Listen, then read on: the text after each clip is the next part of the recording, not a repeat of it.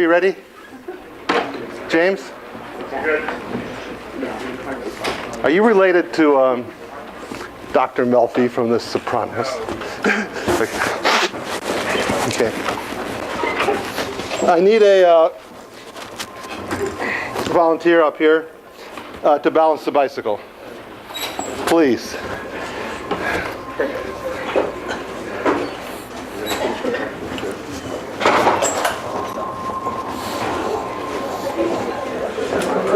Okay, your job is to do balance and no forward and backwards motion.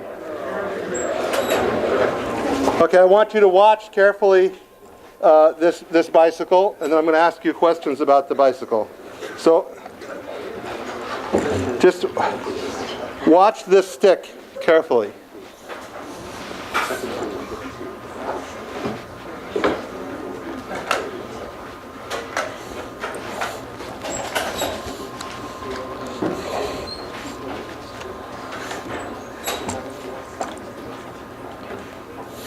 Actually, let me make a slight change here.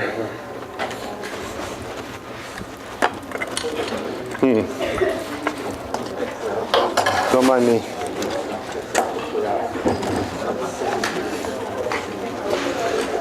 Okay, pick up the bike a little bit.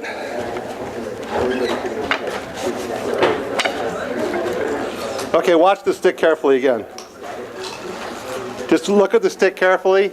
Look at anything you think is interesting about the stick, and I'm going to ask you a question about it.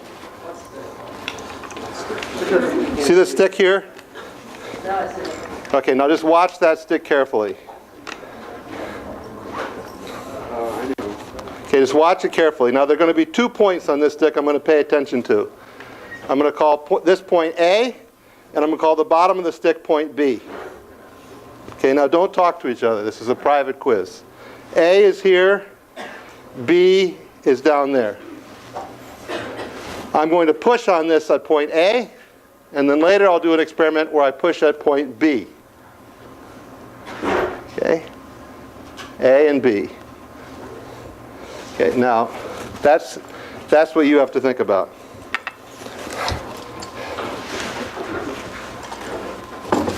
Now think about what happens when I put at points A and B. And that's today's quiz.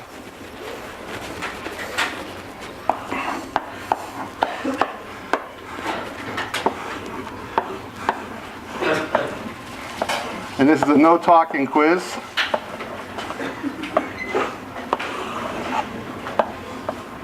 Here's A, and here's B. And we can put a force here, FA. Or we could put a force here, FB. And the quiz is, which of these things happens?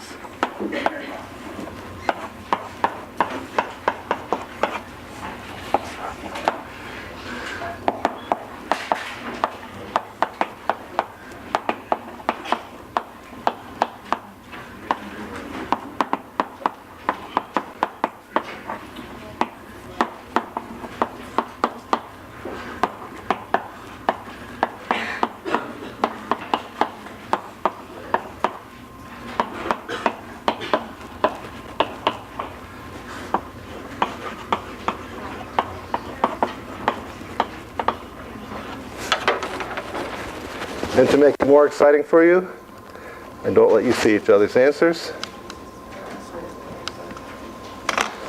I would like to see what's going on here.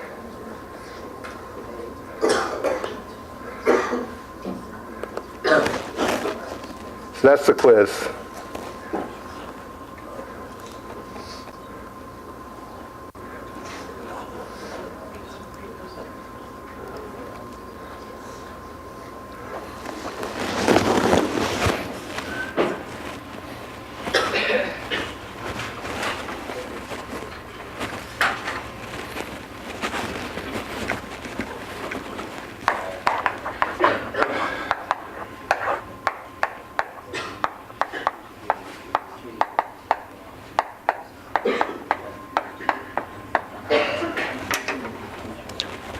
Okay, so any questions about the question? Yes? Relative to the fixed breakpoint, When I say the bike goes right or left,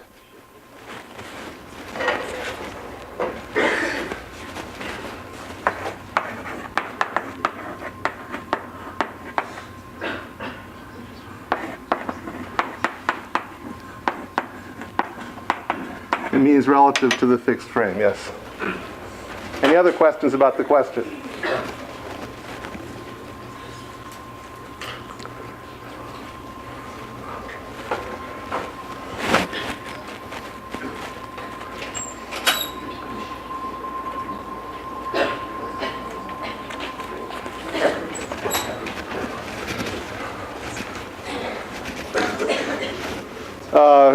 Who has not voted yet? Okay, 30 seconds more.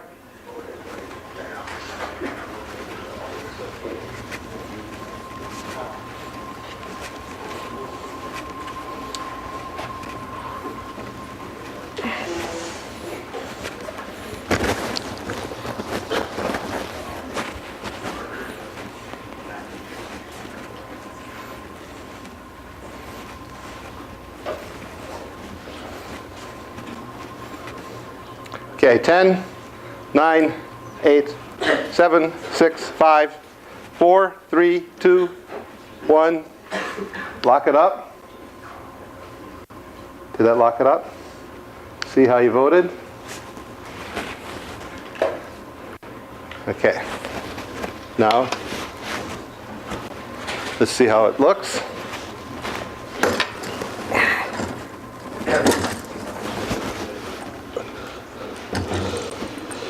So when we draw a free body diagram of this bicycle, there's a gravity force down, there's a normal force up here, there's a normal force up on this front wheel. If we assume this wheel is very light, then we don't have to worry about a sideways force here. We think of the wheel as being a way of doing something frictionless, at least in the plane, not this direction. And then there's a force over here. Now the ground force over here ultimately is what makes a bicycle go. When I push on the pedal here from the outside, there's a force on the system from the outside and then a forward force from the ground on this wheel.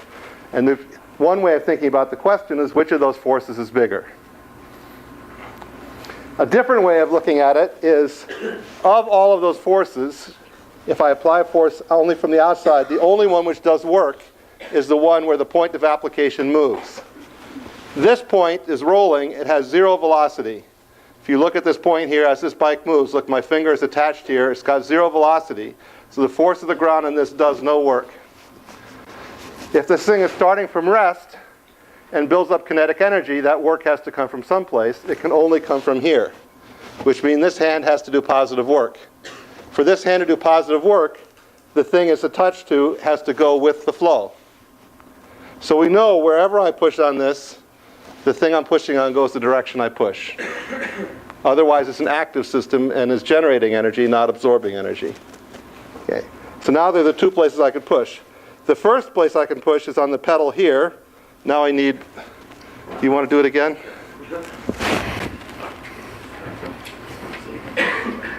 Now each time you do this, it uses up two in-class questions. Okay. Okay, so now if I push on this here, the pedal has to yield to me.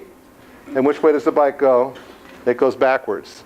So the pedal goes, if you look at this pedal when the bike goes backwards, it's going backwards also. If you look at the pedal when the bike goes forwards, the pedal's going forwards. You think of it as going backwards because it's going backwards relative to the bike, but relative to the room, the pedal's going forwards. So when the bike goes forwards, the pedal goes forwards. When the bike goes back, the pedal goes back. The pedal has to go back because I have to do positive work. Therefore, the bike goes back.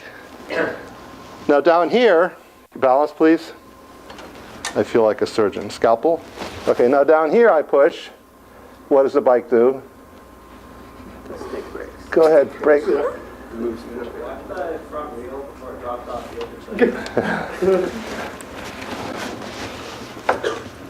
I need to, I've got this stick on the wrong way, but I took a TAM 202, so I know that if I rotate it 90 degrees, it will get stiffer. So I'm going to rotate the stick 90 degrees to make it a little stiffer. Moment of inertia. The moment of inertia, in this case it's the area moment of inertia from TAM 202. See, I had the stick the bending way. I'm going to do it this way. And how much stiffer does it get? Quiz number 2. BH cubed over 12. How much does BH cubed over 12 change? Wait a second, you're using up your quota.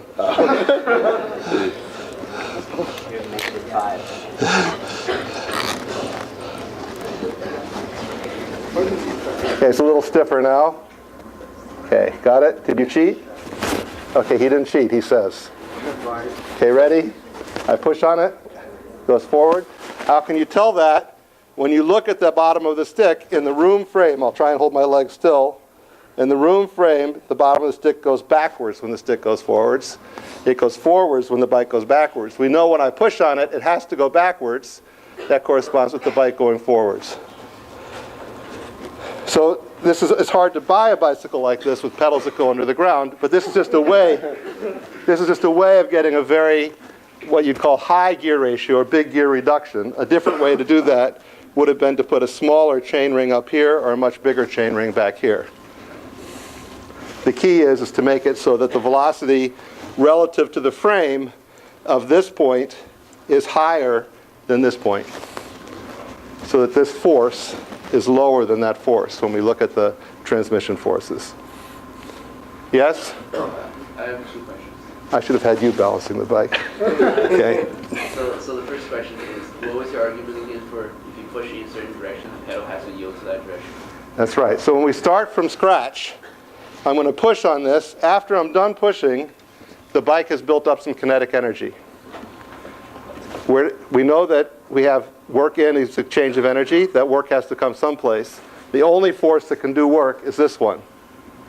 If the pedal went that direction, this would be doing negative work. It does positive work, so the pedal has to go the direction we push on it. Can the friction also do work? What? Can the friction also do work? The friction can do negative, absorb work, but it can't do positive work. And that means all the more so this has to yield. So what if you push at the exact point where the gear ratio just cancels? Right, so that exact point on this bike right here is about right here. And either the stick will break or something will skid. Where is it about? Okay, nothing. The problem breaks. It broke the physics. Okay, any other questions? Okay. Now,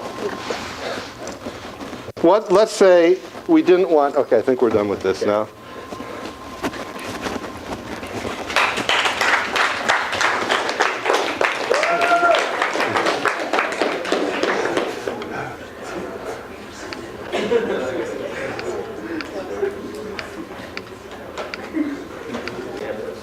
Okay, so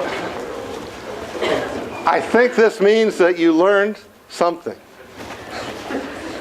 Now, what you learned, I don't know. D, left, B, right. Very good.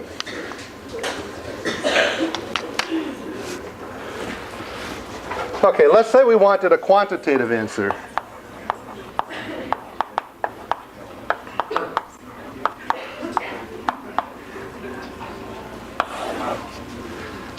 I'm not going to go through the details, but let me show you 2 methods to get a quantitative answer. To get a quantitative answer, of course, we're going to have to know how big the force is, and we're going to have to know what the masses are, and we're going to have to know all the geometry. So we're going to imagine that we're given the force, we're given the mass of the bicycle, we're given all of the geometry, which means all of the chainring dimensions and so-called freewheel dimensions and so on.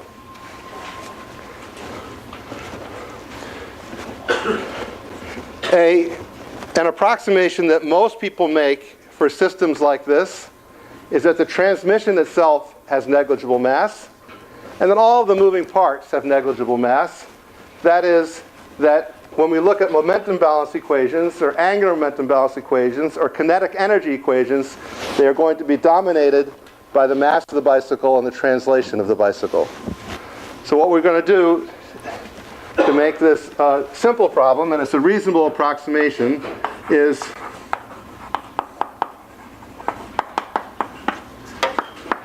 neglect mass of all but the frame. Or if we wanted to think of this as a problem with a bicycle rider, of the frame and the rider on the bicycle. Not that you'll see a situation where someone's riding a bike but their feet are off the pedals and someone comes up next to them and pushes on the pedal, but imagine that was the situation. We're taking the rider into account. Okay, what else do we do is we neglect transmission friction.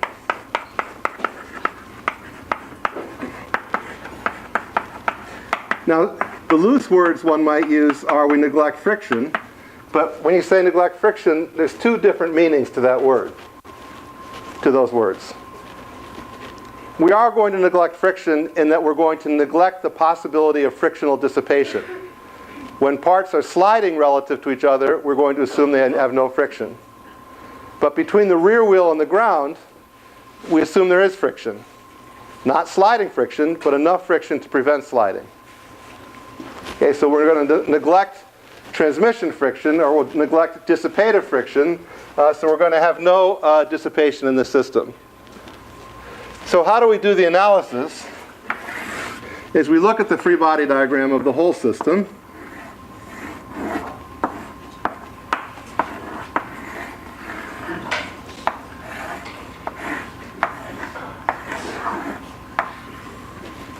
And we have these forces here. We have this force, we have this force, we have this force.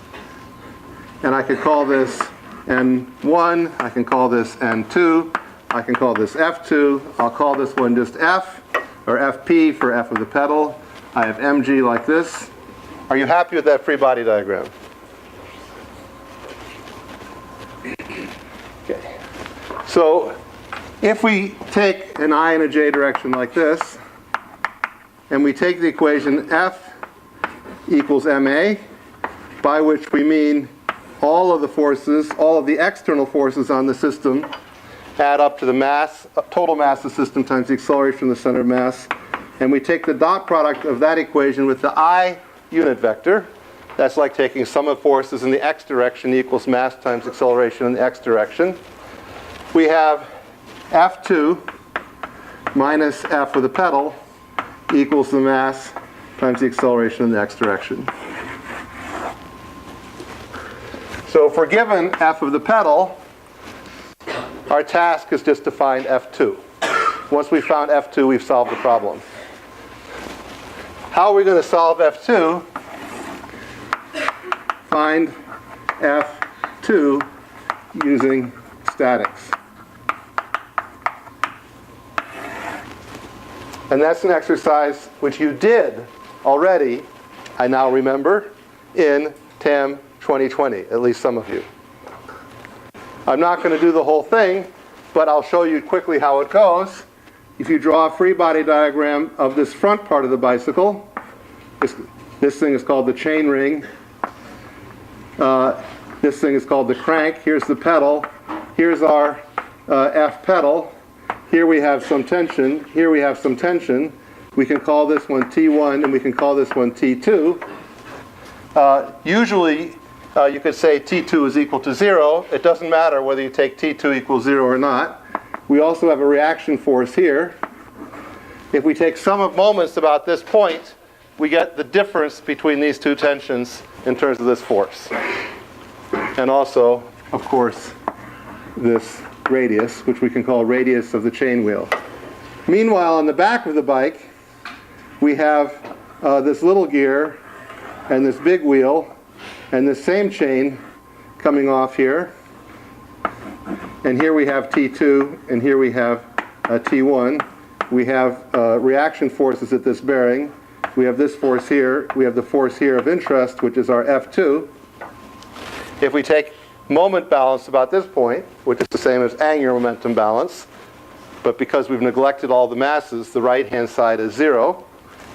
So neglecting mass turns dynamics into statics. Now we know T2 minus T1, and T2 minus T1 is exactly what we need to give you F2. So this gives us F2, which then will give us the acceleration in the x direction, which is what we're trying to find. Yes? Yes, and I appreciate the way you said that. Any other errors, questions, or comments?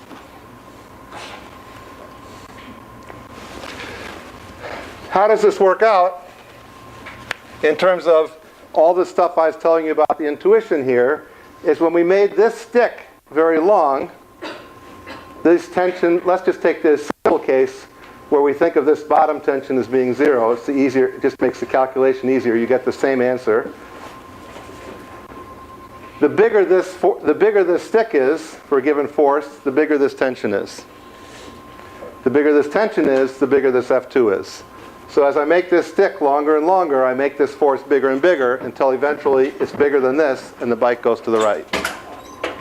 If this stick is short, this tension is small. If this tension is small, the pedal force wins over the wheel force and the thing goes to the left, minus direction. Other ways of accomplishing the same result, the bigger this gets, everything else being held fixed, the bigger F2 gets, the more the bike goes to the right. The smaller this gets, the bigger this tension is, the more the bike goes to the right. So these are 3 different ways to get the bike to go to the right. Make this small, make this big, make this length big. A different way of thinking about those 3 changes is they increase the ratio of the velocity of this point relative to the frame to the velocity of this point relative to the frame. Relative to the frame, or in a frame reference system, this transmission has to conserve energy. So this force times this velocity has to match this in magnitude. So the bigger this velocity is relative to this one, the smaller this force is relative to this one. And we make this velocity big by making this stick long, or by making this short, or by making this velocity big relative to this one. Any questions about this analysis? Okay. So this is method 1.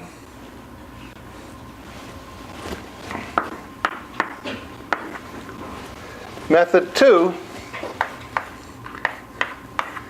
is going to use kinematics and dynamics in a more deep way. And it's the way it's taking the reasoning I used to figure out which way this went and making it quantitative.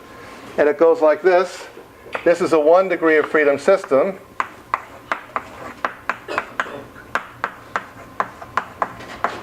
So it implies that we only need one equation of motion.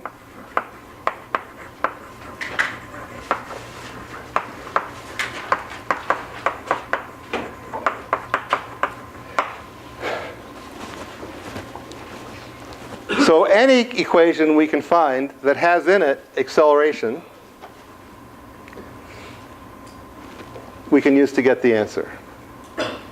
Now, linear momentum balance looks like a candidate, but the problem is that we have an unknown force as well as an unknown acceleration. So what we can use is that which I said we could use when I was doing this demonstration here, is we use power balance. Or you can think of it as energy balance, which is to say the net power of the forces into the system equals the rate of change of kinetic energy of the system. So this says that the power in is equal to the rate of change of kinetic energy. What's the power in? It's the force on the pedal times the velocity of the pedal in the minus direction. So I have to say, what do I mean by the velocity of the pedal? I'm going to take all velocities as positive to the right.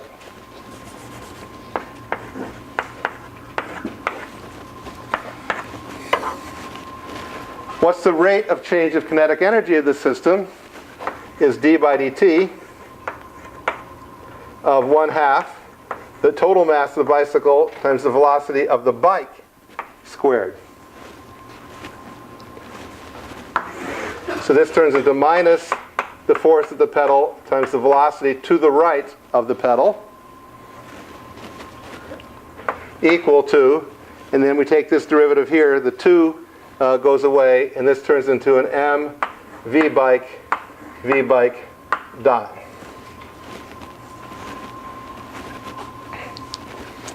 Now, can we, from this equation, find v bike dot?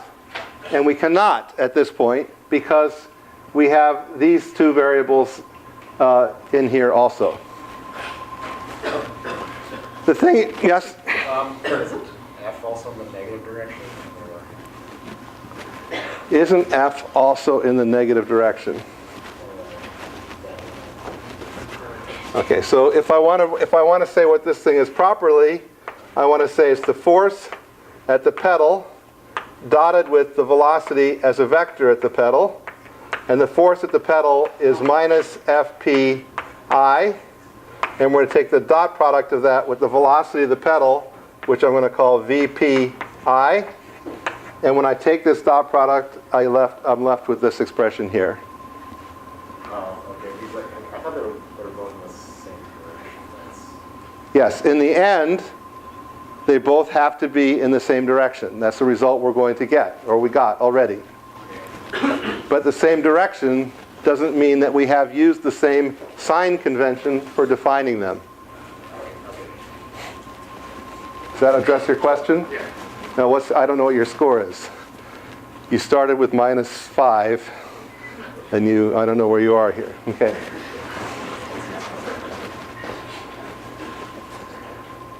We'd like this to be one equation of motion. And it's not one equation of motion yet because we have 3 unknowns in here. This is the thing we want to find. This is the object of our desire. Our biggest goal in life is to have bikes accelerate. And more locally, our biggest goal is to figure out what that acceleration is. We can't do it yet because we've got these two here. What can we do about these? Well, they're not independent. This bicycle is a mechanism, and in this mechanism, if we know how all the different parts are moving relative to each other, they're stuck moving a certain way relative to each other because it's a 1 degree of freedom mechanism. These two are related.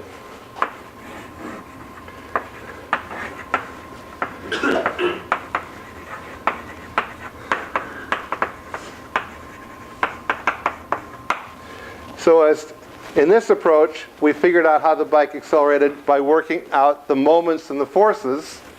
In the second approach, we figured out how the bike accelerates by working out the kinematics.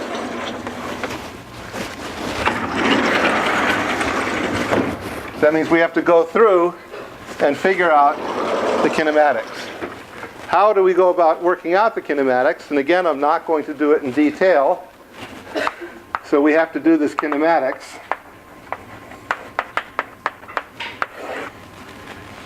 We pick some variable that we like. Let's say the velocity of the bike. That's a nice variable. If we knew the velocity of the bike, then we could find omega. So if we knew this velocity here, the velocity of the bike, we can figure out the omega of the wheel because of the nature of rolling. But if we know the velocity of the bike and the omega of the wheel, we can figure out the velocity of this point here. I'll call it c. So we can figure out the velocity of c. Now this velocity of c, I'll just pick a sign convention here.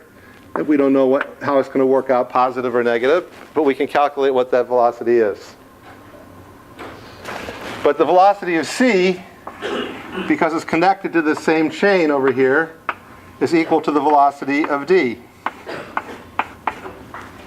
But if we know the velocity of d, and we know the velocity of the bike, because here's the velocity of the bike again, we can figure out the velocity of this point down here, p.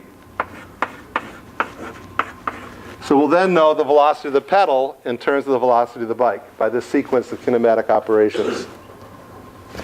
What will it be? It will be the velocity of the bike times some ratios of wheel radii, chain gear ratio, chain radii, and so on. But altogether, what we'll get from that is that the velocity of the pedal is some constant times the velocity of the bike. And this will have in it all kinds of geometry. The ratio of the crank length to the chain length to the divided by the ratio of the rear gear to the rear wheel, or things like that. So that then implies that our equation of motion up there at the top, minus F pedal V pedal, will turn into minus F pedal times C velocity of the bike is equal to M velocity of the bike dot. Let's assume that we're not doing exactly the case when the velocity of the bike is 0. So then this gives us the velocity of the bike dot is equal to minus C F of the pedal divided by M. So we get our quantitative answer. And what we'll find out is this quantity C, the sign of that quantity, will depend on the ratios of these different lights. Yes? So, can you justify again why power is what it is? Like, why doesn't the F2 contribute to the power? You said it was anticipated. I didn't understand. Okay, so the power of a force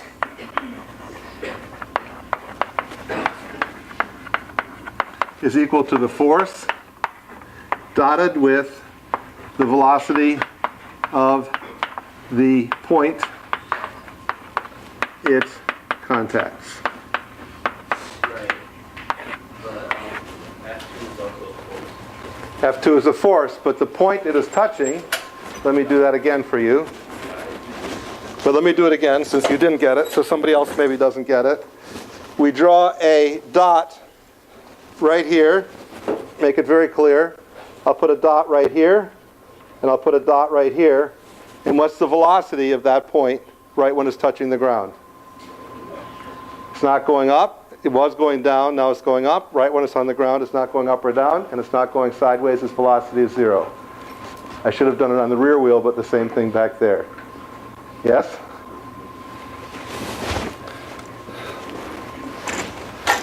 Okay, any other questions?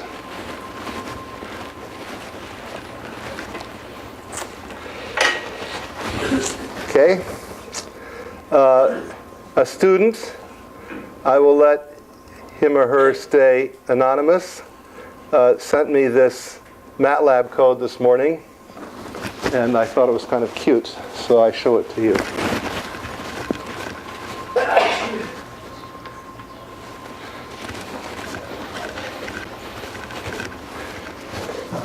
It's not that long, and to the extent that it is long, it's sort of the same command over and over again, not so much here. It uses a little bit more plotting than I've shown you here in that it uses the set command, which you can look up, but it lets you modify a plot as you go. And here's what comes out of it.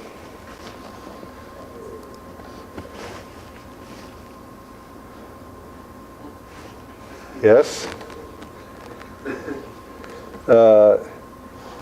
I'm sure something comes out of it somewhere. Let's try that again. So we should add to this thing the famous command that I learned from, I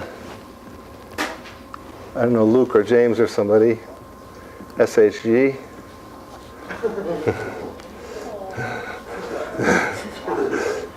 Is that cute or what?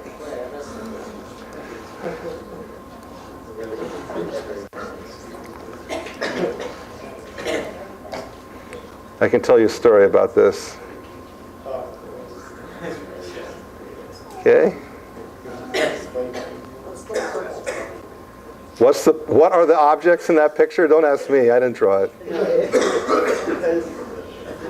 you made it big Oh, I see. I made it too big, and some things which are supposed to be solid came out not solid. I see.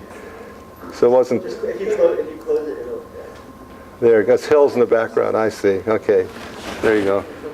The story is one of my daughters we adopted from India. Her name is Prachi. We said, what does Prachi mean in Indian language, whatever Indian language is? And people told us, oh, it means easterly. It means morning sunrise. It means morning light. And for like 8 years, we were telling people her name meant easterly, morning sunrise. It's like it took 8 years to figure out that it's called dawn. It means dawn.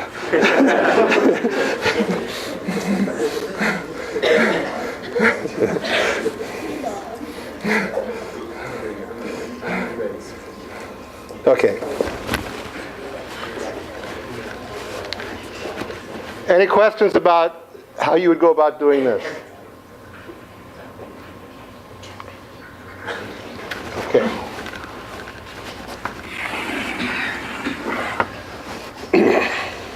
Method 2 presumably gives the same answer as method 1. Okay, so now we want to try systems that are not just 1 degree of freedom, but multiple degrees of freedom.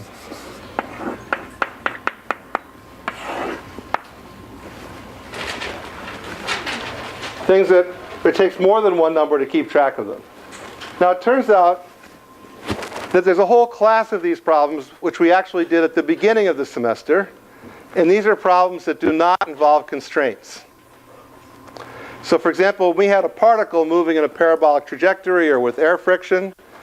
That had 2 degrees of freedom because we kept track of the x and y positions of the particle. Or when you did that beautiful Montgomery figure 8 thing, you had 3 particles moving around. You had 3 particles moving around. Each of them had 2 degrees of freedom. That was a 6 degree of freedom system. Or when we did the problems with springs and masses, like in the lab with the normal modes, if you have 2 masses, it has 2 degrees of freedom. All those problems were easy, not necessarily easy to solve the differential equations analytically, but easy to set up the equations, therefore easy to get on the computer, because there were no kinematic constraints.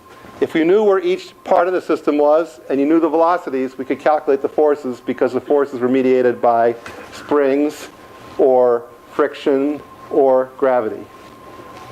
The problem, which is the part that we're getting into in this part of the course, is when things are constrained, and you have to deal with the constraints, which is why this bicycle problem suddenly looks hard. And then what happens when you have constraints, and you have more degrees of freedom, then the problems get harder. So let me skip the easy problems like we did earlier in the semester, even though some of your homework, even though we're way up here in chapter 16, some of the homework problems are you could have done them at the beginning of the semester. They're multi-degree freedom systems that do not involve constraints. Now we want to deal with multi-degree freedom systems with constraints. So let me give you an example, which is we had this problem which I've used a few times in class now, this centrifugal gun, where we had this bead here, and I flicked my wrist and I snapped this thing across the room, and people asked if I ever hit a student and so on. Now, what would happen if instead of flicking my wrist, my wrist broke? My attempt to hurt a student, I broke my wrist goes limp, and we want to know how this thing moves when there's no torque down here. So the new version of this problem is going to be with no torque. Now if there's no torque here, and let's just say we're going to say no gravity, by which we mean we neglect gravity. We're not saying we're banning gravity from the universe. There's no torque and there's no gravity. Then if we just started from scratch, this thing would just sit here and nothing would happen. So we have to assume that this thing got started somehow. So I started before my wrist went limp or somebody pushed it. And we want to know how this thing moves afterwards. But we want to take into account that not only does this thing have mass, but that this thing over here has mass too. So this is going to be the mass of the bullet, I'll call it. And this will be the mass of the stick. And not only does this thing have mass, it's got some moment of inertia. So we've got some O down here. That means to keep track of things, we're going to have to know the length of the stick. All that's really relevant about the length is the length out to the center of mass. We want to keep track of things. We'll keep track of the angle of rotation here, and we'll keep track of the distance out to this mass that we're keeping track of. Okay, so L is the distance to the center of mass of the stick. R is the distance out to the bead as it slides along. So this thing has 2 degrees of freedom.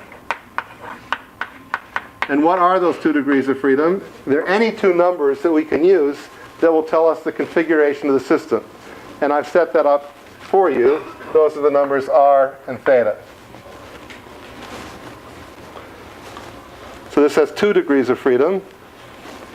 But if we want to figure out how this moves, these things are constrained to move because of this sliding condition here.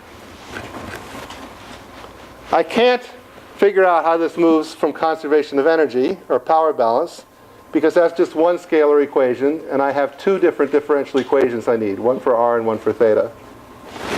So the question is, how can I get the equations of motion? So our goal is what we call the equations of motion.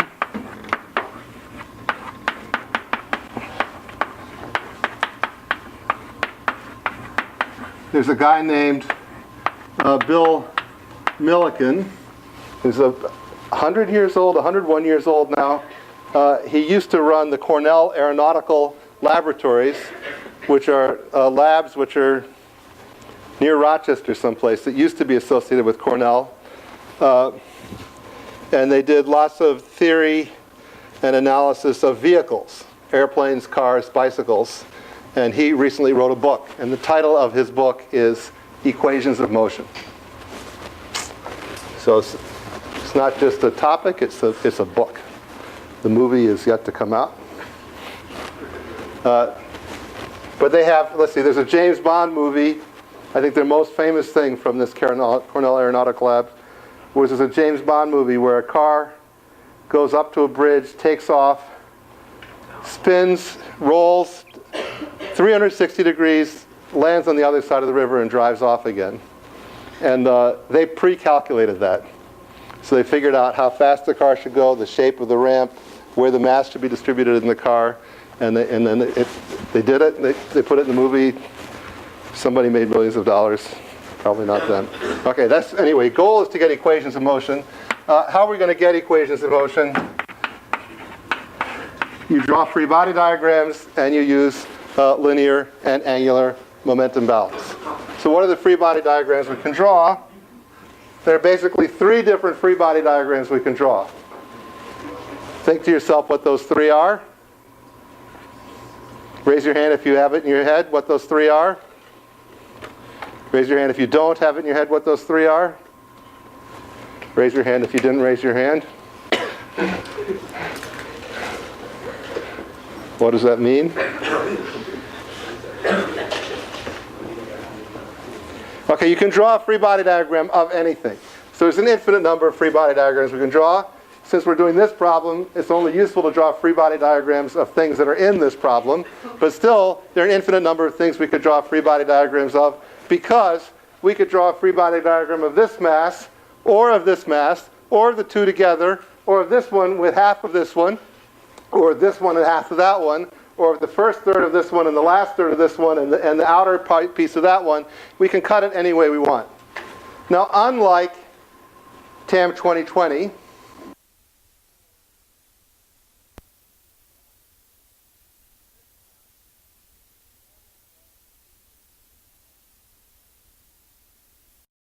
so the only natural free body diagrams to draw are of whole objects or pairs or triples of whole objects. So that's when we get 3 free body diagrams. We can have the mass. This is the first one to think of. So we can draw the free body diagram of this mass, which looks just like when we did that other problem. So there's a force here like this. I'll call this Fn. And keep track of the direction with the dotted line here. That's the direction of that. And we're neglecting friction. Or we can draw a free body diagram of the stick. And there's this point G. Here's where the mass is. And by action and reaction, that's that same force. Here's the theta. Is that free body diagram complete? No, because we cut the stick away from the hinge. And we have to show the forces of the hinge. So I can call that R0y and R0x. And then the third free body diagram we could draw is of the whole system. And when we draw a free body diagram of the whole system, we have here R0y, here R0x, and nothing else.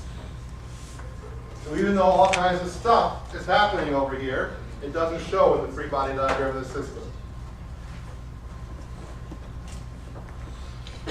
We only need 2 free body diagrams because each one we can pull something off of. In general, when you have a system of parts, if you draw free body diagrams of all the parts separately, the free body diagram of the whole system is implied. For example, adding these 2 free body diagrams gives that free body diagram.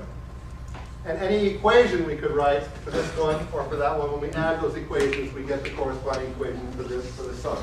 And we can also subtract. So we can use any 2 of these or any ones we like.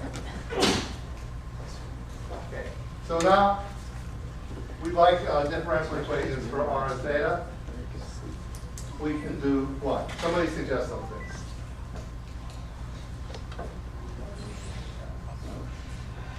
You're in debt. You're part of his. Are you roommates? Yeah.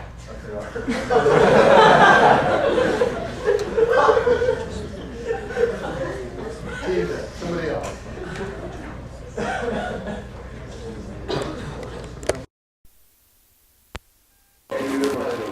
Angular momentum balance of what system about what point? The stick about the O. Okay, so we can take angular for the stick. We can take angular momentum balance relative to O.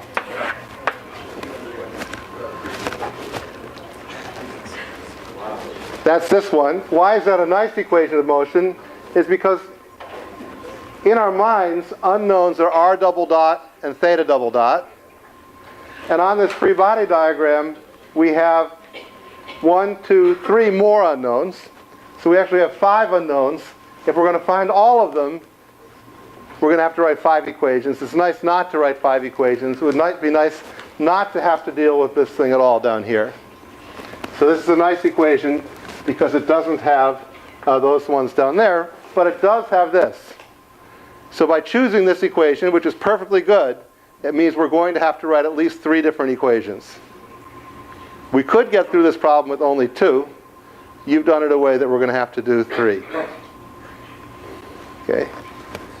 So if we want to write angular momentum balance for the stick about point O, we say that the sum of moments relative to O is equal to H dot relative to O. What are the sum of moments relative to O for the stick? It's Fn times R with the minus direction, and there's a K here. What's the H dot with respect to O? We have 2 choices here. I'll get to in a second.